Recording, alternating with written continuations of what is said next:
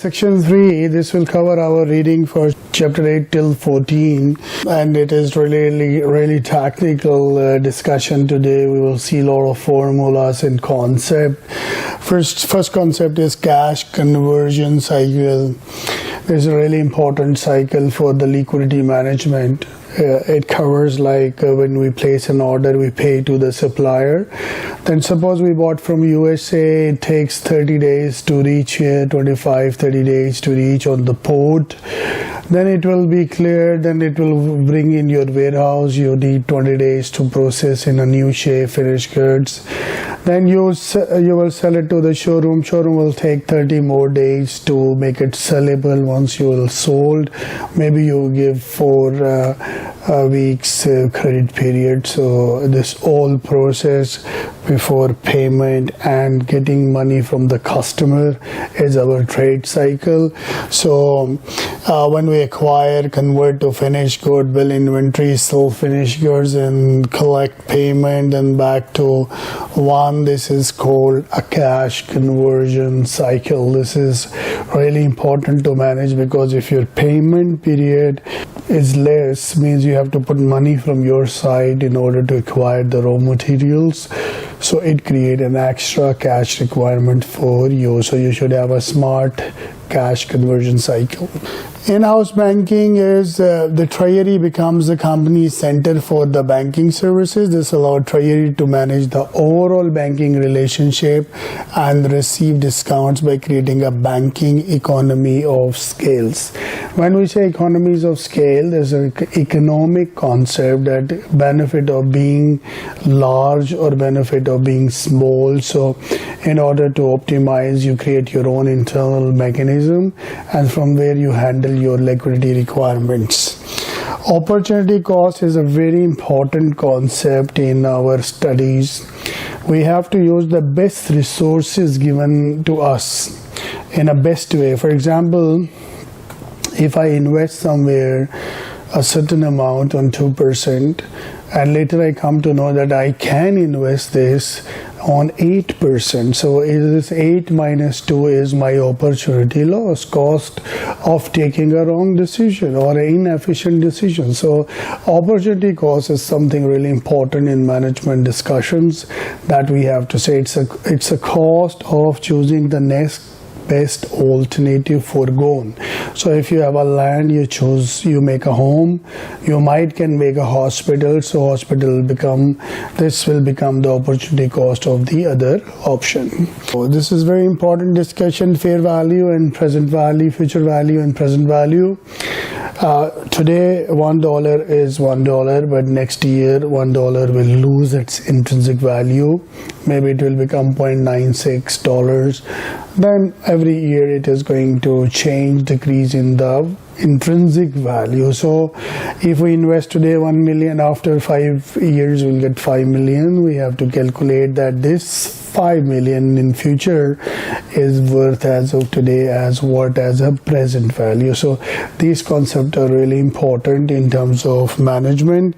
So formula is pretty simple: determine future value of investment based on present value, future value divided by 1 plus interest rate, and n is the number of periods. We use financial calculator. It has time value line, which has IY interest, which has N, which has future value compute. So when we will come to the practical portion of calculation questions, I may use this financial calculator. Cash conversion efficiency, you want to see that how efficiently you are converting your cash. So you have cash flow from operations divided by sales. Current ratio, first you will calculate the working capital ratio. Working capital ratio is working capital is equal to current assets minus current liability. If you divide current assets with current liability, then it will be a working capital ratio. Then we have quick ratio, asset test ratio.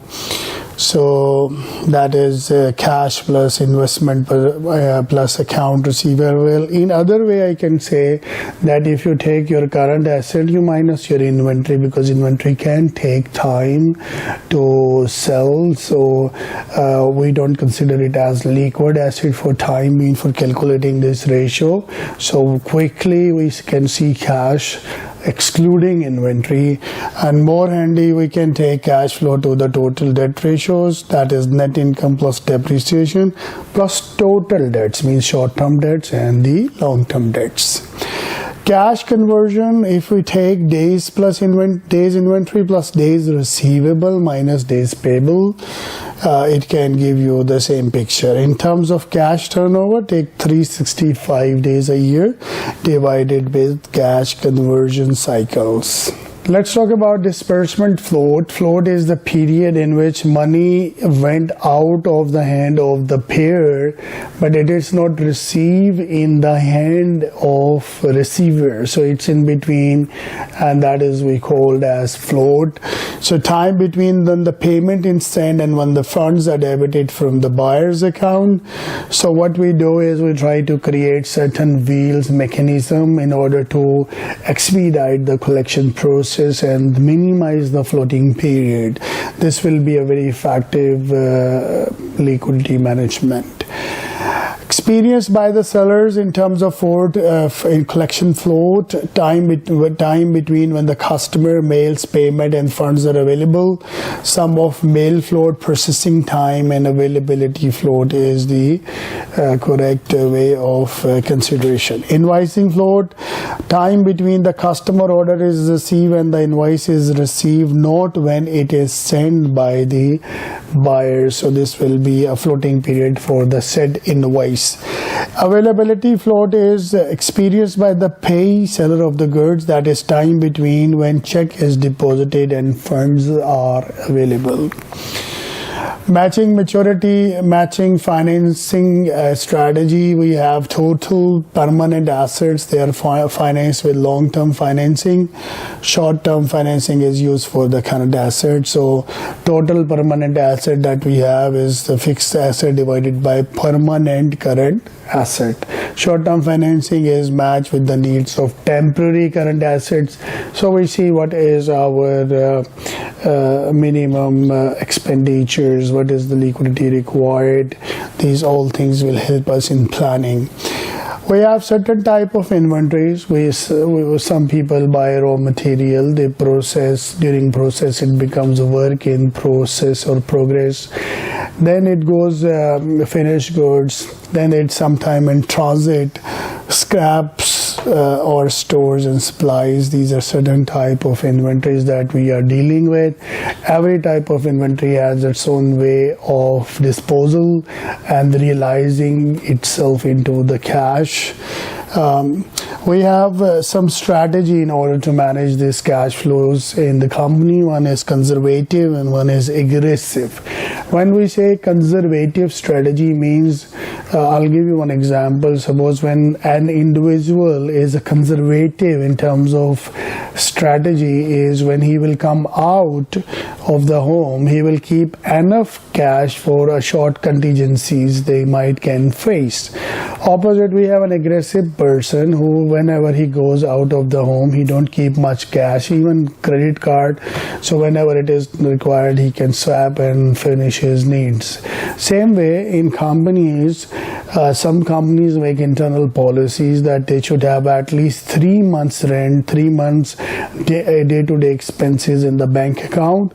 That will be conservative. The other will be aggressive, that whenever they need, they'll try to place here and there and will get the fund required in their hand. So long-term financing is used for permanent assets and temporary current assets. Short-term financing is used only when it is necessary. Higher cost but lower risk, since the conservative strategy focus on low risk. In terms of aggressive financing strategy is used for a majority of temporary assets and for long-term assets. that generally produces a lower cost but higher prices and uses more short-term financing than the long-term financing, because aggression and aggressiveness is there and they are high risk seekers. Aging report is really important for managing your liquidity and treasury in your company. We should know that how many people are due to pay in 30 days, 60 days, 90 days, 180 days. So we can have a receivable aging, we can have payable aging, and then we can compare that how much is the requirement, what is in the pocket. So all this will be going around the aging schedules.